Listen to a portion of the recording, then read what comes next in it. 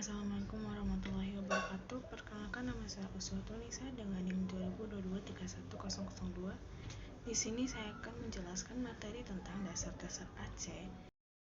Langsung saja, di sini ada penjelasannya, yaitu pada bab ini akan dibahas tentang rangkaian listrik dengan sumbernya adalah bolak-balik, di mana untuk waktu tertentu akan didapatkan nilai yang berbeda-beda, tentunya dengan sumber bolak-balik atau singkatnya dengan sumber AC atau alternating current akan mempengaruhi komponen pasif yang digunakan.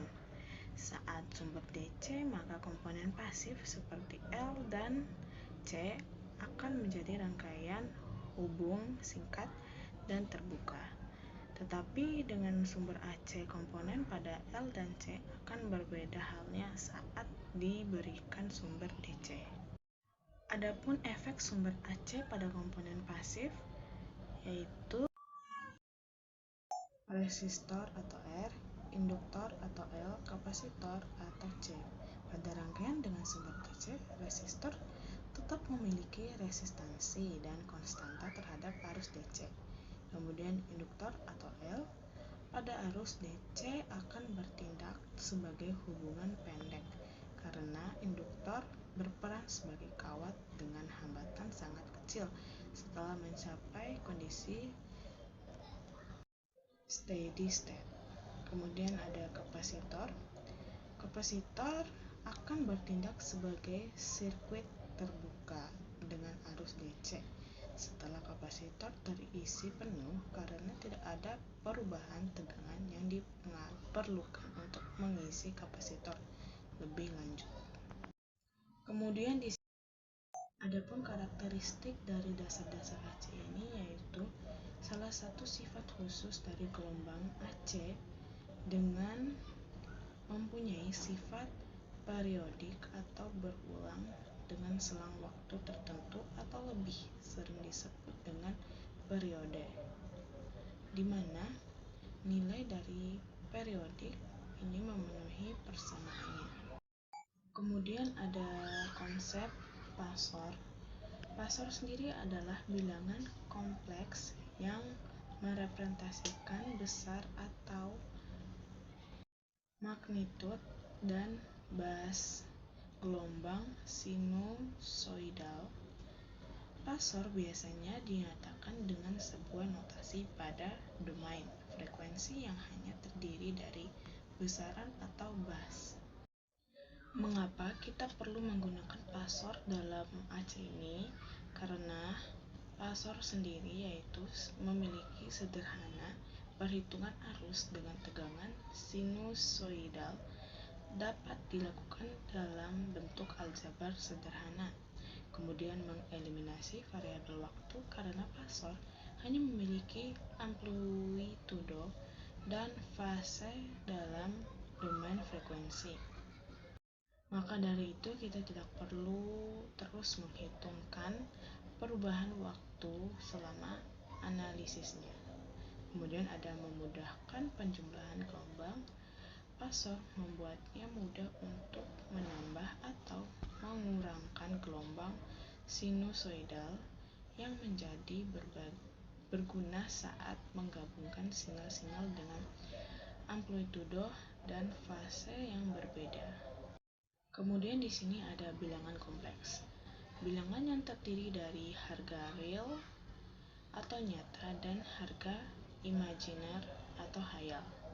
Contohnya yaitu Z sama dengan X plus ZY. Untuk bentuk-bentuk bilangan kompleks yaitu bentuk kartesian atau rektangular, Z sama dengan X plus ZY. Kemudian ada bentuk polar, Z sama dengan R kurang dari theta, di mana X R cos theta yaitu R akar X pangkat 2 plus Y pangkat 2, dan Y sama dengan R sin theta, di mana theta sama dengan tan min 1 Y per X. Yang ketiga ada bentuk eksponensial yang dimana Z sama dengan RE J theta, di mana X plus J sama dengan R cos theta plus JR sin theta sama dengan R cos theta plus J sin theta, yaitu RE J theta. Selanjutnya ada bentuk trigonometri yang dimana Z sama dengan R cos theta plus J sin theta. Selanjutnya ada admitansi bilangan kompleks yang dimana Y sama dengan I per Z dan Z sama dengan R plus minus JXY plus G plus minus JB, di mana Z merupakan impedansinya dan R merupakan resistansi dan X merupakan reaktansinya, Y merupakan admitansinya, dan G merupakan konduktansi, B merupakan suseptansinya. Adapun hubungan impedansi Z dan admitansi Y adalah hambatan total rangkaian terhadap arus bolak-balik AC dan biasanya ditulis sebagai bilangan kompleks Z sama dengan R minus plus JX, di mana R adalah resistansi bagian nyata dari implementasi yang menggambarkan hambatan murni terhadap arus AC dan DC, dan X adalah reaktansi bagian imajinar dari impedansi yang merupakan hambatan akibat induktor dan kapasitor dalam rangkaian AC. Reaktansi induktif atau XL bernilai positif, sedangkan reaktansi pasif XC bernilai negatif. Kemudian bentuk kompleks admitasi Y juga merupakan bilangan kompleks yang dinyatakan dalam bentuk Y sama dengan G minus plus JB, yang dimana G adalah konduktansi bagian nyata dari admitansi yang mewakili kemudahan arus untuk mengalir melewati resistansi R-nya. Kemudian B adalah suseptansi bagian imajiner dari admitansi yang mewakili kemudahan arus untuk mengalir melalui reaktansi X dalam rangkaian.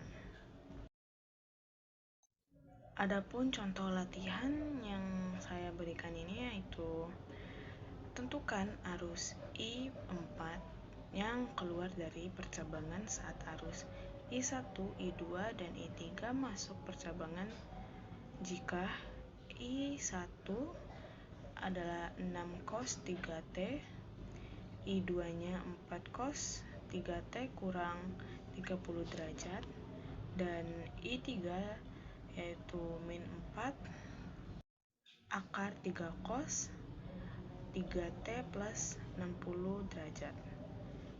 Jawabannya yaitu I4 sama dengan I1 plus I2 plus I3, yaitu 6 cos 3T plus 3 cos 3T kurang 30 derajat dikurangi 4. Adapun jawabannya yaitu I4 sama dengan I1 plus I2 plus I3, yaitu 6 cos 3T plus 3 cos 3T kurangi 30 derajat min 4 akar 3 cos 3T plus 60 derajat.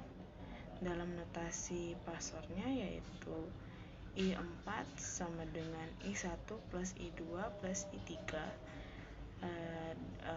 adalah 6 kurang dari 0 derajat plus 4 kurang dari min 30 derajat min 4 akar 3 kurang dari 60 derajat, yaitu 6 plus 3,46 dikurangi J2 dikurangi 4,46 kurangi J6.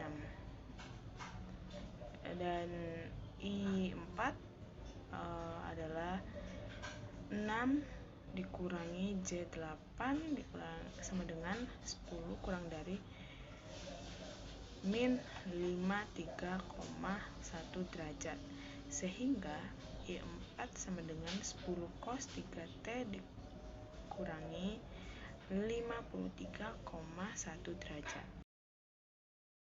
Dan di sini ada pun harga rata-ratanya, yaitu harga rata-rata fungsi periodik didefinisikan sebagai integral fungsi waktu atas keseluruhan periode dibagi dengan selang waktu periodenya, sehingga fungsi umum Y T-nya dengan periode T, maka harga rata-ratanya yaitu YAV sama dengan IT 1 per T integral 0 YT dt.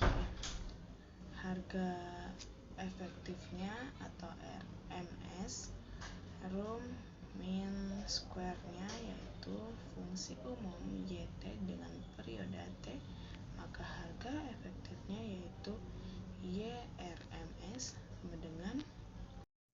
sama dengan akar 1 per T integral 0 min 2 YT dt. Sekian dari penjelasan yang saya berikan. Lebih dan kurangnya mohon maaf. Wassalamualaikum warahmatullahi wabarakatuh. Makasih.